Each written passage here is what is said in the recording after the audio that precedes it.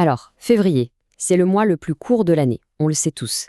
Mais est-ce qu'on s'est déjà demandé si cette brièveté, si ce n'était pas juste un hasard du calendrier? Et si au contraire c'était une sorte d'invitation à découvrir un secret spirituel vraiment profond? C'est exactement ce qu'on va explorer aujourd'hui. On a tendance à le voir comme ça, hein, un petit mois de transition, un peu froid, un peu bref. On attend juste qu'il passe. Mais posons-nous la question différemment, pour de bon. Et si justement ce mois detenait une clé essentielle pour comprendre quelque chose de plus grand? Alors voilà ce que je propose. Partons ensemble à la recherche des indices. Ils sont là, cachés dans son histoire, dans ses différents noms et même dans ses symboles. Allez, c'est parti. Notre toute première piste, elle nous emmène loin en arrière, direction la Rome antique, à l'origine même du nom février. Alors voilà, le mot février, ça vient du latin februum. Et là, attention, parce que sa signification, c'est notre premier gros indice. Ce mot, februum, il est directement lié à une ancienne fête romaine, la Febroa. Et cette fête, elle était consacrée à une seule chose, la purification. C'est incroyable, non? L'idée même de nettoyage, de purification est littéralement inscrite dans l'ADN du mois de février. Mais attention, ce qui est fascinant, c'est que quand on parle de purification ici, on ne parle pas juste d'un grand ménage de printemps. Non, non, c'est bien plus profond. C'est un acte spirituel. L'idée, c'était vraiment de retirer tout ce qui encombre, toutes les couches superflues, pour enfin laisser apparaître une vérité cachée, quelque chose qui était là, mais dissimulé. Ok, maintenant on quitte Rome, on change de décor, on change de tradition pour notre deuxième indice. Et là, on va faire une découverte assez surprenante qui se trouve en plein cœur de l'écriture du mot février, mais en hébreu. Voilà comment ça s'écrit.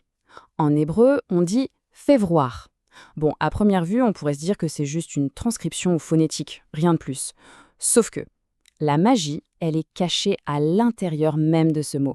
Regardons ça d'un peu plus près. Parce que si on observe bien, discrètement, comme niché à l'intérieur, on peut distinguer un mot bien plus ancien, beaucoup plus fondamental. Il est formé par 3 lettres, Aleph, Vav et Resh.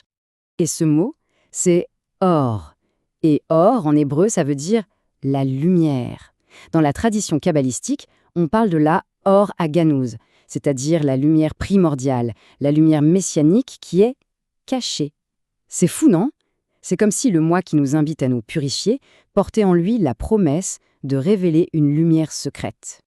Cette idée de lumière cachée, de trésor caché, ça nous amène tout droit à notre troisième piste, la mythologie. Et croyez-moi, les dieux et déesses qu'on associe à cette période de l'année, ils ont énormément de choses à nous dire.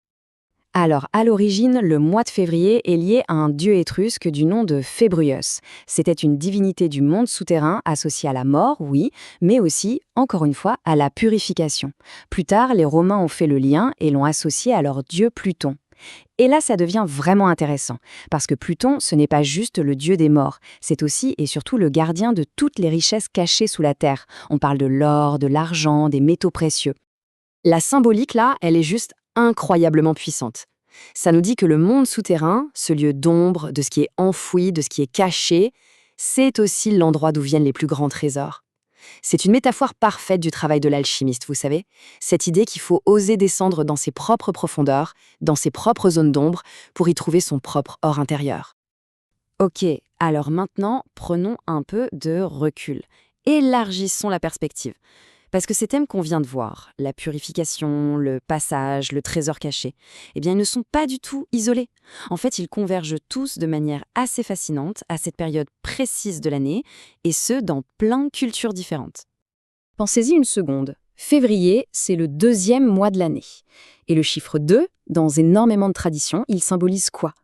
Précisément ça, la dualité, le passage, la transition. Le pont entre 2 états, entre 2 mondes, ou même entre 2 niveaux de conscience. Et cette année, c'est encore plus parlant. La résonance est particulièrement forte. Des périodes de purification spirituelle majeures comme le carême ou le ramadan tombent justement dans cette saison. Et si on regarde du côté de l'astrologie, c'est pareil, les signes du Verseau, le porteur d'eau et des poissons viennent encore renforcer ce message de transition, de bénédiction et d'une abondance qui se prépare. On approche de la fin de notre petite enquête. Il nous reste 2 derniers indices majeurs à mettre ensemble. L'un nous vient tout droit de la nature et l'autre d'un code numérique très ancien. Et c'est juste un fait naturel absolument magnifique. En terre d'Israël, à cette période, après les grandes pluies de l'hiver, février, c'est le moment où la nature explose littéralement. C'est le pic de la floraison. C'est comme si, après l'obscurité de l'hiver et ce grand nettoyage par l'eau, toute la beauté cachée se révélait d'un coup. Et voici notre tout dernier indice. C'est un code. Un nombre 489.